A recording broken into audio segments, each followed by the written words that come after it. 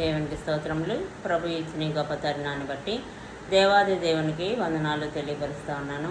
ఈరోజు మనం చూసుకోబోయే అంశం ఏమిటి అని అంటే, నా స్వభావం ఇంతే, నేను ఇలాగనే ఉంటాను, ఎందుకంటే నా యొక్క స్వభావం ఈ విధముగా ఉన్నది, నేను ఇలాగనే మాట్లాడతాను, నేను ఇలాగనే ప్రవర్తిస్తాను అనే మాటలు మనము మాట్లాడుతూ ఉంటాము, అనే మాటలు మనము వింటూ ఉంటాం, అటువంటి మనుషులను చూస్తూ ఉంటాం.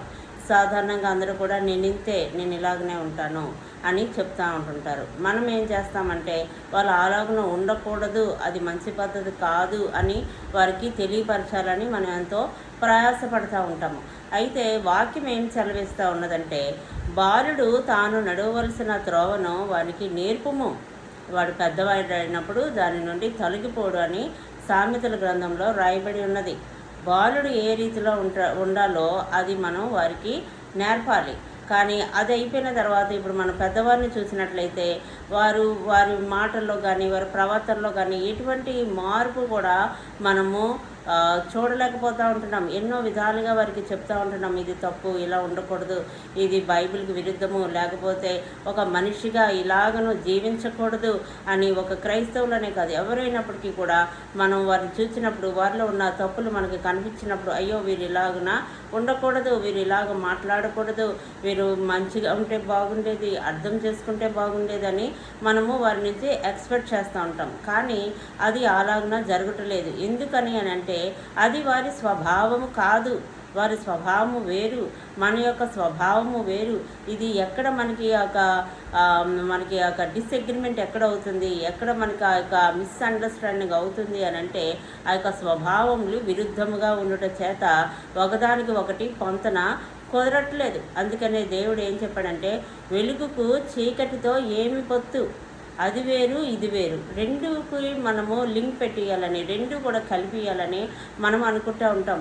ఈ లోకమునకు మీరు వేరే జీవించండి అని వాక్యం సెలవిస్తూ ఉంటుంది. మనం కొంతమందిని చూసినట్లయితే వారి లోకముతోనూ దేవునితోనూ కూడా జీవిస్తూ ఉంటారు. అటువంటి వారిని దేవుడు, నేను వారిని ఉమ్మివేస్తాను, వారి నులివెచ్చని జీవితము అని దేవుడు చెప్తా ఉన్నాడు. మీరు వెచ్చగానైనా ఉండండి, చల్లగానైనా ఉండండి, కానీ నులివెచ్చని జీవితం జీవించకూడదని చెప్తూ ఉంటున్నారు. అంటే కాంప్రమైజింగ్, అంటే ప్రతి దానికి రాజీ పడిపోవడం, మొహమాటానికి వెళ్ళిపోవడం, పర్వాలేదులే అనుకోవడము, ఈ యొక్క స్వభావంతోనే 100% మనుషులు జీవిస్తూ ఉంటున్నారు.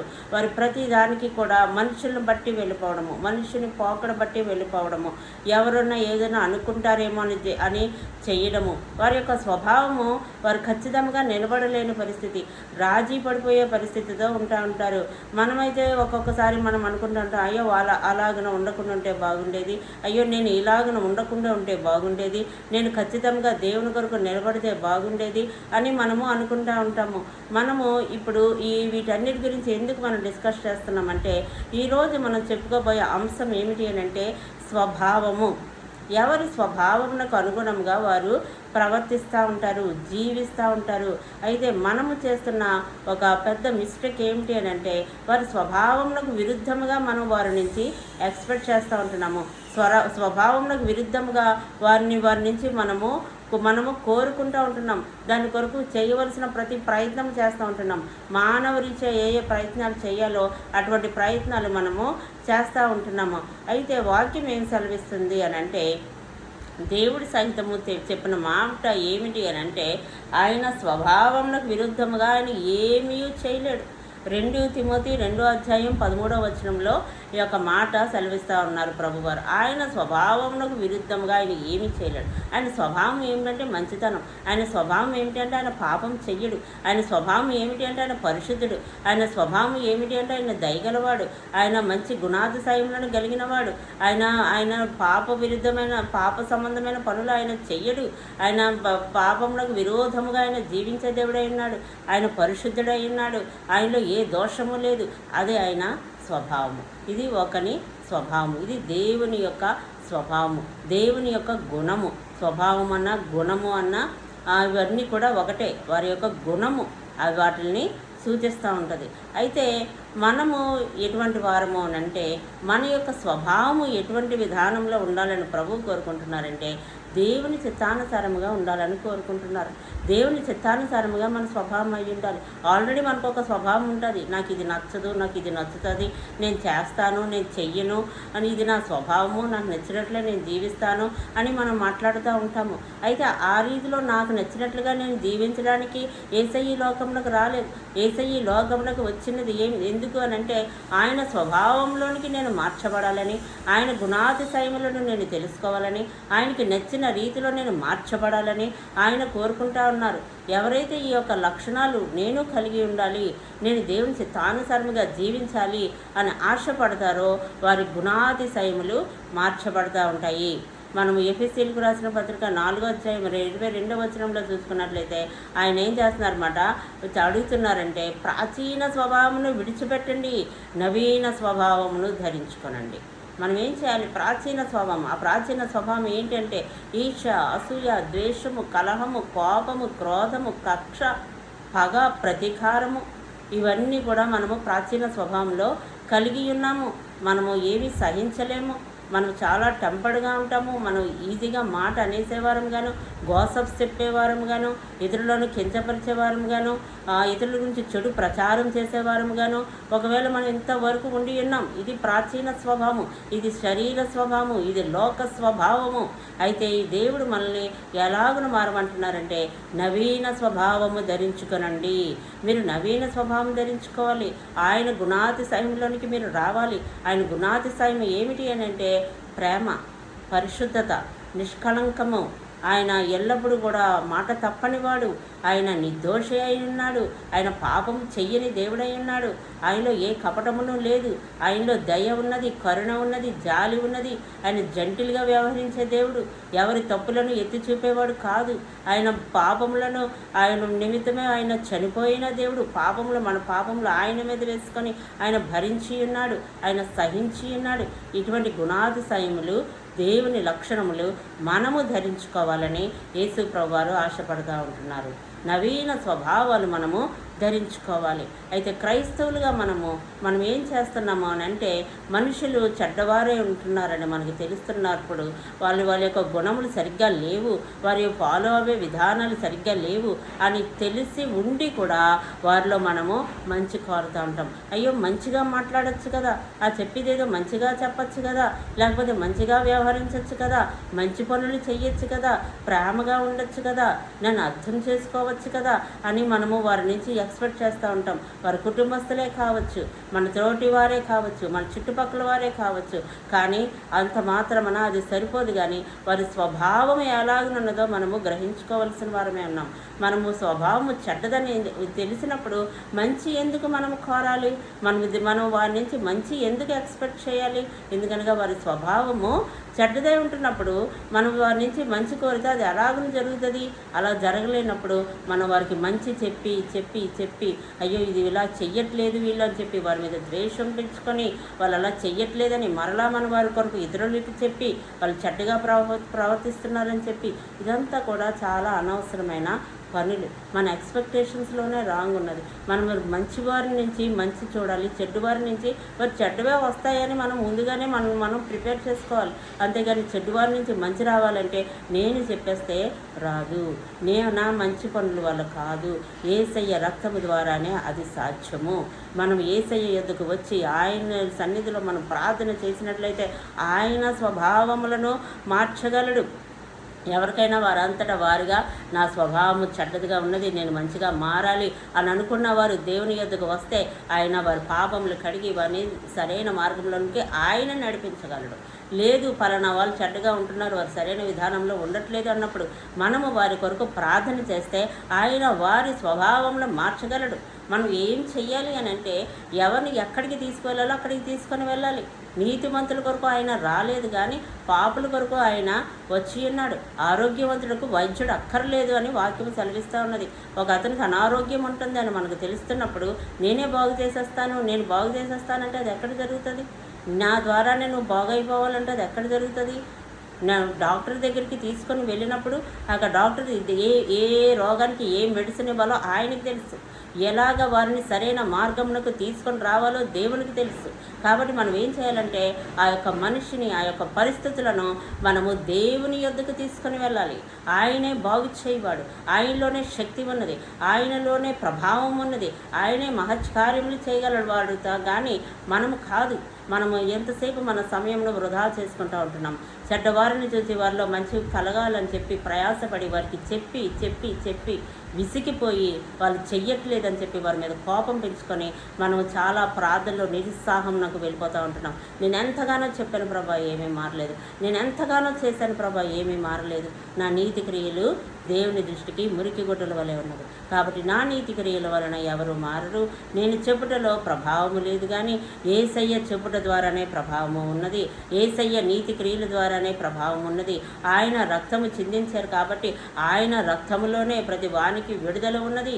ఆ యొక్క గ్రహింపు మనం అందరం కూడా కలిగి ఉండవలసిన వారమే ఉన్నాము. మన కుటుంబంలో ఒకవేళ మన కుమారుడు కావచ్చు, తండ్రి కావచ్చు, లేకపోతే భర్త కావచ్చు, సహోదరి కావచ్చు, ఎవరైనప్పటికీ మనము వారిని చూసినప్పుడు వారిలో మనకి మార్పు కనబడట్లేదు, వారి యొక్క ప్రవర్తన సరిగ్గా ఉంటే, వారి మాట పద్ధతి బాగోట్లేదు, వారి యొక్క బిహేవియర్ బాగోట్లేదు అన్నప్పుడు మనం ఏం చేయాలి అని అంటే దేవుని సన్నిధి యొద్దానికి తీసుకొని రావాలి. దేవుని సన్నిధి యొద్దకు తీసుకొని వచ్చి మనము ఆయనకు అప్పగింపవలసిన వారమే ఉన్నాము. ఆ రీతిలో మనం చేసినట్లయితే మనుషుల్లో మనము మార్పుని చూడవచ్చు. ఒకవేళ నాకే అటువంటి గ్రహింపు ఉన్నట్లయితే నేను ఆయన యొద్దకు వస్తే ఆయన నన్ను మార్చగలడు కానీ నా అంతట నేను మార్చుకొనలేను. నాకు ఆ శక్తి లేదు. యేసయ్యకి మాత్రమే ఆ యొక్క శక్తి ఉన్నది. మనము యొక్క వాక్యములను బైబిల్లో మనము చూసుకుందాము. ఏంటి అని అంటే లూకా సువార్త 6వ అధ్యాయము 43వ వచనం నుండి 45వ వచనం వరకు మనకు ఆ వాక్యం మనం చూసినట్లయితే లూకా సువార్త 6వ అధ్యాయము 43 నుంచి 45. ఏ మంచి చెట్టునను పలికి మాలిన ఫలములు ఫలింపవు, పనికి మాలిన చెట్టున మంచి ఫలములు ఫలింపవు.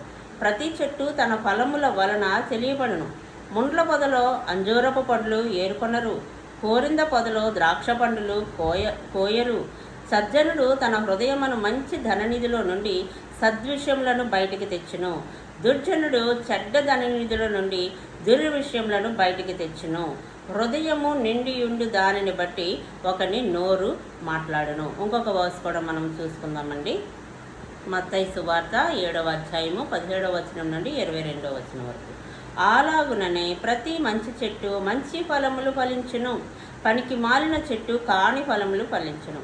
మంచి చెట్టు కాని ఫలములు ఫలింపనేరదు, పనికి మాలిన చెట్టు మంచి ఫలాలను ఫలింపనేరదు. మంచి ఫలములు ఫలింపని ప్రతి చెట్టు నరకబడి అగ్నిలో వేయబడును. కాబట్టి మీరు వారి ఫలముల వలన వారిని తెలుసుకొందరు. ప్రభువా ప్రభువా అని నన్ను పిలుచు ప్రతివాడును పరలోక రాజ్యంలో ప్రవేశింపడు కానీ పరలోకమందున్న నా తండ్రి చిత్త ప్రకారము చేయువాడే ప్రవేశించెను. 21వ వచనం వరకు మనం చూసుకున్నాము. అంటే ఇక్కడ మనకి వాక్యము కూడా క్లియర్గా తెలియపరుస్తున్నది ఏమిటి అని అంటే మంచి చెట్టు నుంచి మంచి ఫలాలు ఎక్స్పెక్ట్ చేయండి, చెడ్డ చెట్టు నుంచి చెడ్డ ఫలాలు ఎక్స్పెక్ట్ చేయండి. అది మన మైండ్ సెట్లు మనం మార్చుకోవాలి. మనం చేస్తున్న పని ఏంటంటే చెట్టు చెడ్డదని తెలుసు కానీ మంచి ఫలాలు రావాలని మనము ఎక్స్పెక్ట్ చేసి మన టైంను వృధా చేసుకుంటూ ఉంటున్నాము. దేవుని దగ్గర సరుక్కునే వారం గాను గొనుక్కునే వారం గాను ఎందుకు జరగట్లేదని ప్రశ్నించే వారం గాను మన యొక్క ఆత్మీయ పరిస్థితి అయిపోతూ ఉంటుంది. మన ఫోకస్ మారిపోతూ ఉంటుంది. మన ఫోకస్ ఒక సాతాను ఏం చేస్తాడు అని అంటే ఏమి మనకు మంచిగా చూపించేటట్లుగానే చెడ్డ దాంట్లోకి నడిపిస్తూ ఉంటాడు. అవనే ఒక పండు చూపించి అక్కడ ఏం చెప్పాడంటే ఇది తింటే నీకు మంచిది అని చెప్పడంతో అవ్వ దానిని తినడానికి ఇష్టపడింది.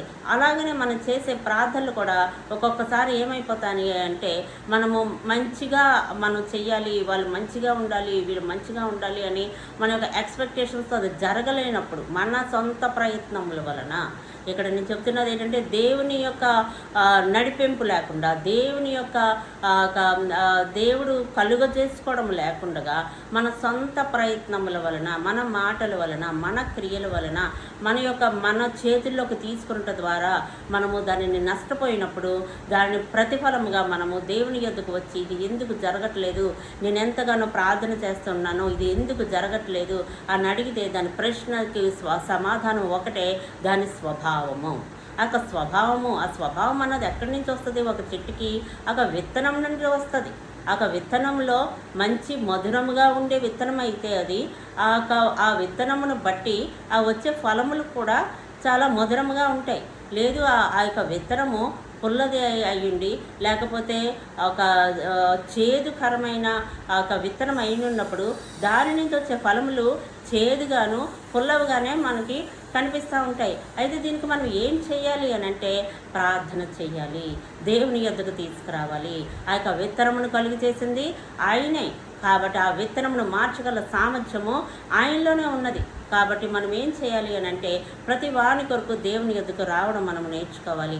మన యొక్క సమయంను వృధా చేసుకోకూడదు. మన యొక్క ప్రార్థన యొక్క ఒక అంశమును మనం ఎంతో భారముతోనూ ఒక దిగులుతోనూ చేసుకొని మన యొక్క ఎక్స్పెక్టేషన్స్తో కాదు, కానీ దేవుడు యొక్క స్వభావమునకు మార్చే సామర్థ్యము దేవునికి మాత్రమే ఉన్నది అనే ఒక మంచి అవగాహనతో మనము దేవుని యొద్దకు రావాల్సిన వారమే ఉన్నాము. ఆయన స్వభావములను మార్చువాడై ఉన్నాడు, ఆయన మాత్రమే మార్చువాడై ఉన్నాడు. మంచి దానిలోకి తీసుకొచ్చేవాడు ఆయనే ఉన్నాడు.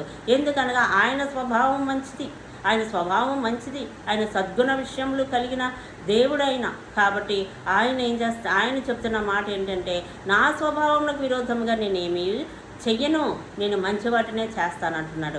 అలా మంచి వాటినే చేసేవారి యొద్దకు మనము తీసుకొని రావాలి, కానీ మనము ఏదో చేద్దామంటే అది జరగని పని. ఆయన స్వభావము ఇప్పుడు కూడా ఆయన మార్చడు. ఆయన స్వభావంకు విరుద్ధముగా ఏది చేయడు. అలాగే మనుషులు కూడా వారి యొక్క సొంత స్వభావములు వారు కలిగి ఉన్నారు.